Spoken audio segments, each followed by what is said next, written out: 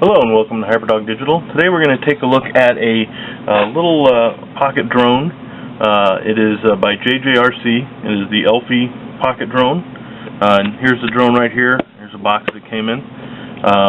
It's a Wi-Fi drone, so you do connect to it through Wi-Fi. Let's go ahead and take a look and see what comes in the box. I've already taken these pieces out. You get a bunch of spare parts here, which is basically just propellers and some gears. You get a battery charger. We'll take a look at that in just a minute. Instructions. And a little carrying case. So this basically, just to give you an idea, just a little sleeve that you slide it right on into, and that's it.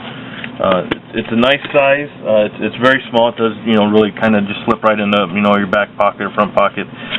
It is all made of plastic. It is not a. It's a decent kind of plastic. It doesn't feel like any cheap plastic or anything like that. It certainly can take a beating, as it has with my lack of flying skills. So that's definitely a good thing, something you definitely want to have out of any kind of drone that you're buying if you're anything like me. It does have a camera on the front, and this is a 0.3 megapixel camera, so it's not a great megapixel, but it actually takes decent pictures for what you'd expect on here. I was actually a little surprised at how well the pictures came through. And anything is, you can kind of angle this a little bit, so if you want it a little bit angled downward or up, and then of course just in the center you can. You have some flight lights here on the back and front that will blink, and when you're actually flying it or when it's actually turned on. You have a power button here on top, and your battery is down here on the bottom, and then of course the arms with the propellers are on either side. Let's go ahead and take a quick look at the battery here. And this is a 500 milliamp battery. Not very big, certainly. Fully charged, which takes about maybe an hour and a half to fully charge. You get about 8 minutes of flight time with it. Not great, but I mean, this is probably not something you're going to be flying around outside for too long. It's mostly something you're going to be messing around with, maybe inside or on. It certainly isn't going to do very good on a very windy day. But here's the battery here. And it just slides right in to this port, and you plug it into any USB port you got. You can plug it into one on your computer. I have a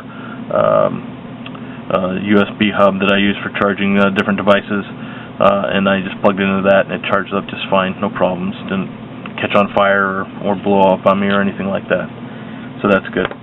The spare parts, again, are just a few propellers and a few gears, and I'm exceedingly happy that they did include these, because I'm not a very good drone flyer at the moment, or at least when I opened it up and first started flying it, and I immediately slammed it into a wall pretty good and had to replace one of the gears on here.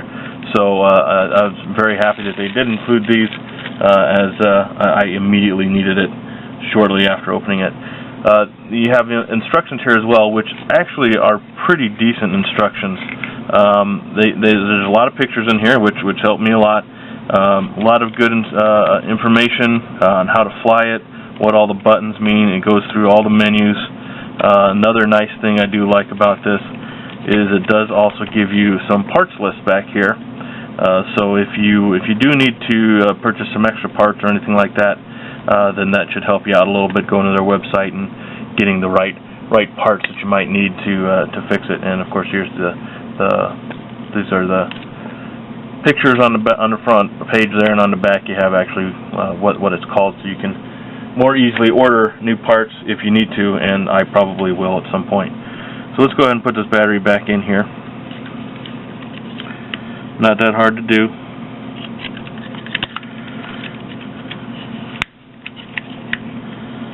This guy, there you go, and we'll pop out the propellers so you can see what it looks like when it's fully ready to fly. There you go. Now, to fly this, you do have to download an app, and in this case it is an app called JJRC, and JJRC. And you can find that there's a QR code within the instructions, so you can get to it that way, or you can just go to the App Store and download it from there as well. Let's go to our wireless. Turn this on and you can see the lights start blinking. They do slow down when it actually starts the Wi-Fi, and you should see it pop up here on my phone.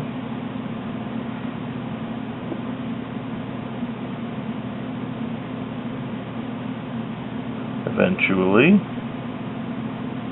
There it is. So we just click on that guy, say connect. And it'll give you a notification saying you don't have internet access, which is fine. You don't need it. And then let's go back and start the app now. Click connect, and you should see your screen come up, and yeah, here we go. I can see the camera. Turn it on, and then the altitude hold here makes it a little bit easier to fly, allegedly. And then turn that on and you're ready to go. Now I'm not actually going to kick it off right here because I am not a very good flyer still, and I'd probably slam it right into the camera and then off into some other wall and have to do some more repair work. But the application is very good. You got your trims over here. Of course, you know, you got an emergency stop, which is very useful. You got your camera, your movie camera. I'm not going to go through all of these because there's really a lot of stuff that you can look at on here. So it's pretty cool. You actually have a camera that you can turn on for doing you know, VR or 3D there, which I think is pretty neat as well. But I haven't used that either. So that's it. There's really not much else to the software, not much else to the drone. I actually think it's pretty easy to fly once you get used to it. I wasn't sure how well I'd get used to doing the controls on the phone.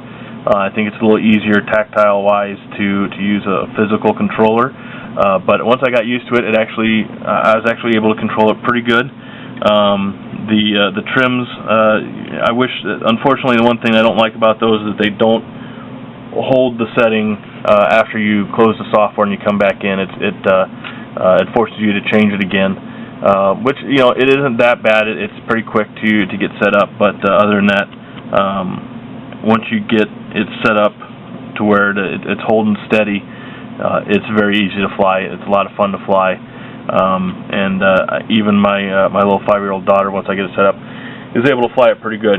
She does actually beat it up as well, which is a testament to how tough this guy is. If my daughter can slam it into walls and chairs and her little brothers, then and it still flies, then I think you're in good shape.